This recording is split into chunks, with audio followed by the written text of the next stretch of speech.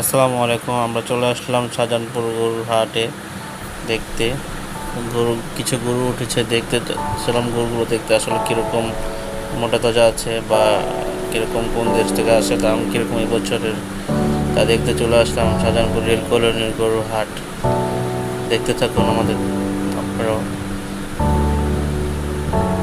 আপনার উপযুক্ত পরিমাণ নিরাপত্তা দিতেছে এই হাট কমিটি? হ্যাঁ, নিরাপত্তা তো আছে। তা যেমন বৃষ্টিতে অসুবিধা হওয়ার কথা না আপনাদের? বৃষ্টিটা একটু অসুবিধা।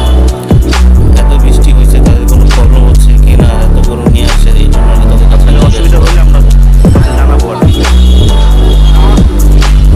না, পানি পর্যাপ্ত পরিমাণ পেতেছেন? ঠিক আছে।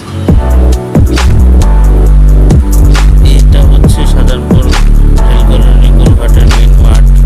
যে এখানে বৃষ্টির কারণে দেখেন অনেক পানি জমে গেছে, তো মাঠ কমিটি কিছু উদ্যোগ নিয়েছে বালু দিয়ে পানিগুলো পরিষ্কার করা বা পানিগুলো ঢেকে দেওয়া, জায়গাটা শূন্য করার জন্য। তো আকাশে যে অবস্থা, বৃষ্টি তো কয়েকদিন আসার কথা, তো এখানে আসলে কি অবস্থা জানি না। এখানে অনেক গরুর ব্যাপারে আসবে, কিনতেও যারা যাবে তারা অনেক বিপদে পড়বে। তাই আমরা আশা করি, দোয়া করবো আল্লাহ তাআলার জন্য আকাশের অবস্থা ভালো থাকে। এই গরুটা দেখেন কি দুষ্টুমি করছে। এটা হচ্ছে রেল কলোনির ভিতরে গরু রাখা হয়েছে। এখানে আরেকটি জায়গা দিক করে দিচ্ছে হাট কমিটি। একটু ঘুরে ঘুরে দেখলাম গরুগুলো আসলে কতগুলো গরু আসছে এখানে। এবার বছর ভালোই গরু আসছে দেখলাম। এই যে আরেকটি গরু দেখেন,